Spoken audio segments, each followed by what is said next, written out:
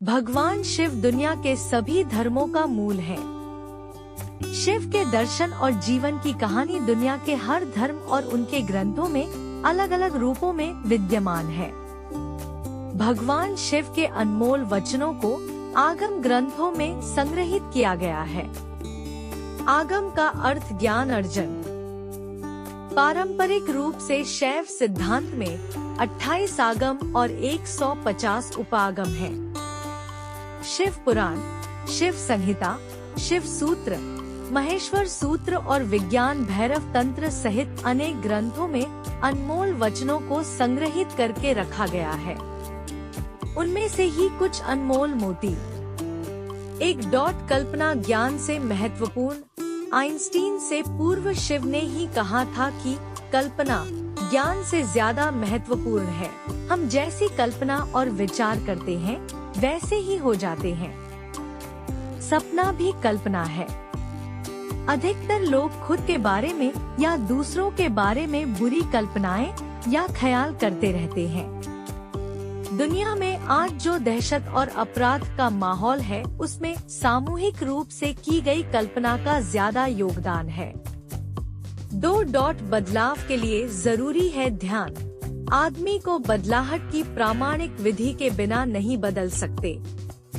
मात्र उपदेश से कुछ नहीं बदलता। भगवान शिव ने अमरनाथ गुफा में माता पार्वती को मोक्ष की शिक्षा दी थी। पार्वती और शिव के बीच जो संवाद होता है, उसे विज्ञान भैरव तंत्र में संग्रहित किया गया है। इसमें ध्यान की 112 विधियां संग्रहित है। 3.0 में प्रवेश करो।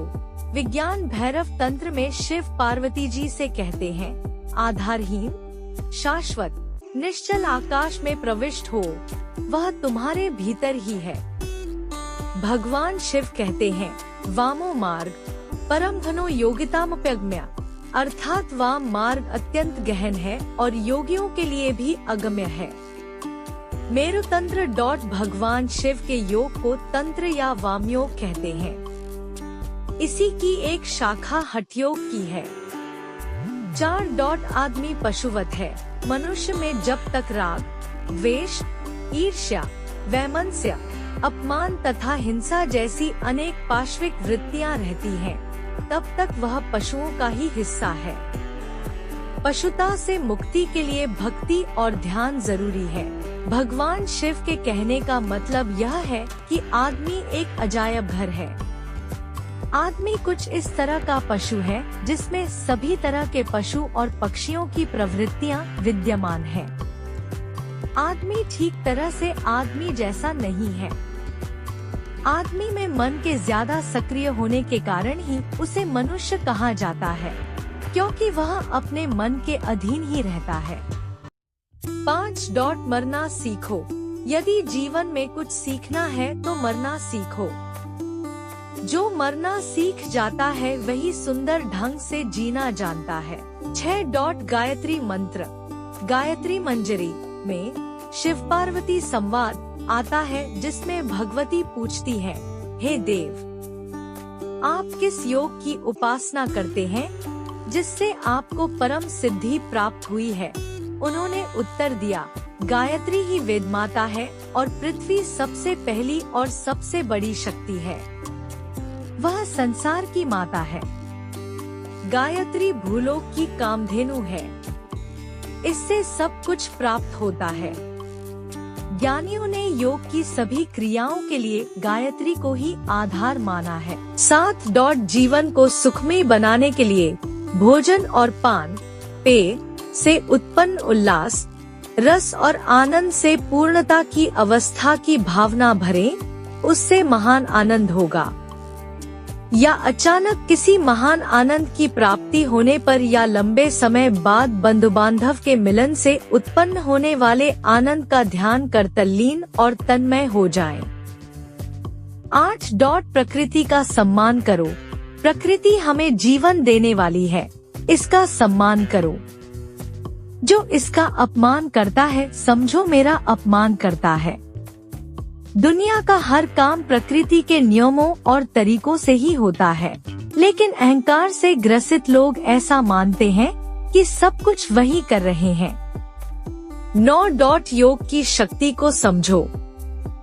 विस्मयो योग भूमिका। स्वपदन शक्ति, वितर्क आत्मज्ञान मूल, लोकानंद, समाधि सुखम। शिवसूत्र अर्थात विस्मय योग की भूमिका है। स्वयं में स्थिति ही शक्ति है। वितर्क अर्थात विवेक आत्मज्ञान का साधन है। अस्तित्व का आनंद भोगना समाधि है। 10. अपनी तरफ देखो, न तो पीछे न आगे। कोई तुम्हारा नहीं है। कोई बेटा तुम्हें नहीं भर सकेगा। कोई संबंध तुम्हारी आत्मा नहीं बन सकता। तुम्हारे अतिरिक्त तुम्हारा कोई मित्र नहीं है। शिवसूत्र 11. माया को समझो। आत्मा चित्तम, कलादीना तत्वानाम विवेको माया, मोहावरणात् सिद्धि, जागृत द्वितीय कर। शिवसूत्र अर्थात आत्मा चित्त है। कला आदि तत्वों का अविवेक ही माया है। मोह आवरण से युक्त को सिद्धियां तो फलित हो जाती हैं, लेकिन आत्मज्ञान नहीं होता है। स्थायी रूप से मोह जय होने पर सहज विद्या फलित होती है। ऐसे जागृत योगी को सारा जगत मेरी ही किरणों का प्रस्फुरण है, ऐसा बोध होता है। 12. अपनी जागरूकता का विस्तार करो। अन्य प्राणियों के शरीर में अपनी जागरूकता का विस्तार करके महसूस करो कि वे क्या सोचते हैं।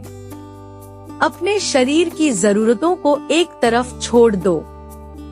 दोस्तों, आपको यह भगवान शिव का वचन अच्छे लगे तो लाइक करें और कमेंट में हर हर महादेव लिखें और चैनल को सब्सक्राइब करें।